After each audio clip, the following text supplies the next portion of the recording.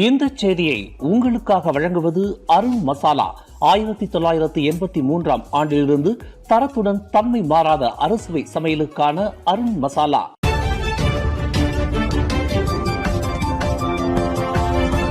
வணக்கம். திசைகளின் ஒரு மணி செய்திகள். 100 ரிங்கிட் உதவித் தொகையை குறைத்து மதிப்பிடாதீர்கள். அது கம்பத்து மக்களுக்கு அத்தியாவசிய தேவை. பிரதமர் டத்தோஸ்ரீ அன்வார் கூறுகிறார்.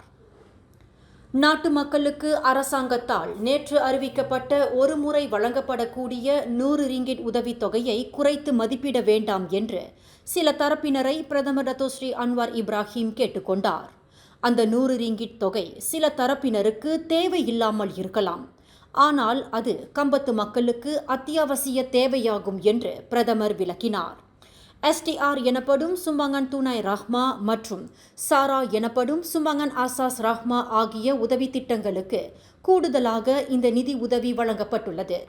இந்த திட்டங்களுக்கான மொத்த நிதி ஒதுக்கீடு 13 பில்லியனில் இருந்து 15 பில்லியன் ரிங்கிட்டாக அதிகரிக்கப்பட்டுள்ளது என்று பிரதமர் கூறினார்.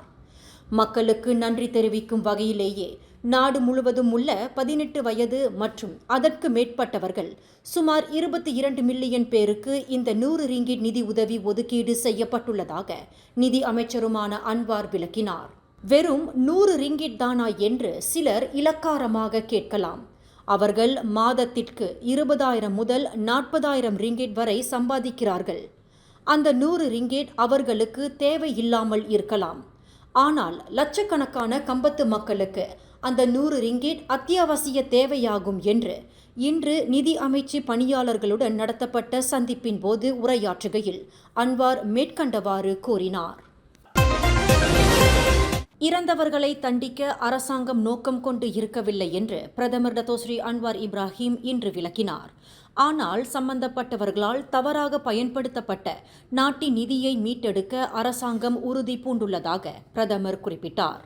இறந்தவர்களை தண்டிக்கும் நோக்கத்தை அரசாங்கம் ஒருபோதும் கொண்டிருக்கவில்லை. நாட்டின் கருவூலத்திலிருந்து சட்டவிரோதமாக எடுக்கப்பட்ட அல்லது சம்பாதிக்கப்பட்ட பணத்தை திரும்ப பெற அரசாங்கம் விரும்புகிறது.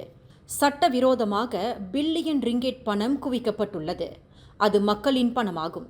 அந்த பணம் மீட்டெடுக்கப்பட வேண்டும் என்று நிதி அமைச்சருமான அன்வார் குறிப்பிட்டார். முன்னாள் நிதி அமைச்சர் காலஞ்சென்ற துன் டைன் ஜைனுடின் அவரின் மனைவி மற்றும் குடும்ப உறுப்பினர்களுடன் தொடர்புடைய 3 பில்லியன் அல்லது 300 கோடி ரிங்கிட் மதிப்புள்ள சொத்துக்களை பறிமுதல் செய்வதற்கு நீதிமன்ற நடவடிக்கை எடுக்கப்பட்டுள்ளதாக மலேசிய ஊழல் தடுப்பு ஆணையமான SPRM அண்மையில் அறிவித்து இருந்தது.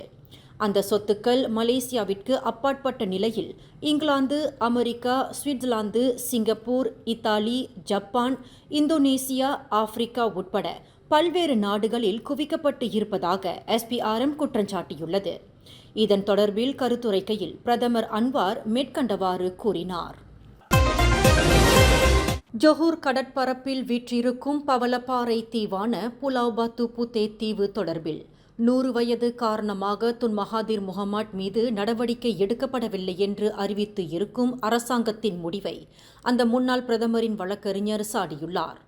இந்த தீவு விவகாரம் தொடர்பில் உண்மை நிலவரத்தை விளக்குவதற்கும் தன்னை தற்காத்துக் கொள்வதற்கும் துன் மகாதீருக்கு எந்த சூழ்நிலையிலும் வாய்ப்பு வழங்கப்படவில்லை என்றும் அவர் தனது உரிமையை தற்காத்துக் கொள்வதற்கு வாய்ப்பு மறுக்கப்பட்டுள்ளது என்றும் அவரின் வழக்கறிஞர் ஜைனூர் ஜகாரியா மற்றும் ரஃபீக் ரஷீத் அலி ஆகியோர் தெரிவித்துள்ளனர். பத்துபுத்தே தீவு விவகாரம் துன் மகாதீரினால் ஏமாற்றப்பட்டுள்ளது என்று குற்றஞ்சாட்டி இருக்கும் அமைச்சரவை உறுப்பினர்களை கேள்வி எழுப்புவதற்கான சந்தர்ப்பத்தை எதிர்பார்த்து தாங்கள் காத்திருப்பதாக அந்த இரு வழக்கறிஞர்களும் சூளுரைத்துள்ளனர். பத்துபுத்தே தொடர்பில் விசாரணை மேற்கொள்வதற்கு கடந்த ஆண்டு அமைக்கப்பட்ட அரச விசாரணை ஆணையம் 2018 ஆண்டு அந்த பவளப்பாறை தீவின் இறையாண்மை தொடர்பான மேல்முறையீட்டு விண்ணப்பத்தை பரிசீலனைக்காக அனுப்புவதை துன் மகாதீர் தடுத்து நிறுத்தியதாக குற்றஞ்சாட்டியிருந்தது. இதன் மூலம் நாட்டின் பிரதமர் என்ற முறையில் அவர் அமைச்சரவையை தவறாக வழிநடத்தியுள்ளார் என்று அந்த ஆணையம் தனது விசாரணை முடிவில் தெரிவித்திருந்தது. செல்லத்தக்க பயண ஆவணம் மற்றும் வேலை பெர்மிட்டின்றி நாட்டுக்குள் நுழைந்ததாக நம்பப்படும் 223 சட்டவிரோத குடியேறிகளை ஜொஹூர் மாநில குடிநுழைவுத்துறையினர் கைது செய்துள்ளனர். கடந்த செவ்வாய்க்கிழமை தஞ்சோங் லங்சாட் பசிர்குடாங் ஆகிய பகுதிகளில் உள்ள மிகப்பெரிய பெட்ரோலிய ரசாயன தொழிற்சாலைகளை இலக்காக கொண்டு திடீர் சோதனை மேற்கொள்ளப்பட்ட போது மொத்தம் 223 பேர் கைது செய்யப்பட்டுள்ளதாக அதன் இயக்குநர் டத்தோ முகமது ருஸ்டி முகமது டாரூஸ் தெரிவித்தார். 21க்கும் 63க்கும் இடைப்பட்ட வயதுடைய அந்த சட்டவிரோத குடியேறிகள் ஓப்ஸ் மஹேர் சோதனையின் மூலம் கைது செய்யப்பட்டதாக அவர் விளக்கினார். கம்போடியா நோம்பென் அனைத்துலக விமான நிலையத்திலிருந்து பிரிட்டனுக்கு போதைப் பொருளை கடத்த முயற்சி செய்தபோது கம்போடிய போலீசாரால் கைது செய்யப்பட்டுள்ள அந்த 6 மலேசியர்கள் அடையாளம் காணப்பட்டுள்ளதாக புக்கிட் அமான் போலீஸ் தலைமையகத்தின் போதைப் பொருள் துடைத்தொழிப்பு பிரிவின் இயக்குநர் டத்தோ ஹுசேன் ஒமார் கான் தெரிவித்தார். நொம்பேனில் 6 மலேசியர்கள் பிடிப்பட்டது தொடர்பில் மலேசிய வெளியுறவு அமைச்சான விஸ்மா புத்ரா மூலமாக அறியப்பட்டாலும் கம்போடிய போலீசாரிடம் இருந்து எந்தவொரு அதிகாரப்பூர்வமான தகவல் இன்னும் கிடைக்கவில்லை என்று டத்தோ ஹுசேன் குறிப்பிட்டார். சம்பந்தப்பட்ட மலேசியர்கள் குறித்து மேலும் விவரங்களை பெறுவதற்கு அந்த நாட்டில் உள்ள மலேசிய தூதரகத்தின் வாயிலாக தகவல்களை பெறும் முயற்சியில் புக்கிட் அமான் ஈடுபட்டு வருவதாக அவர் தெரிவித்தார்.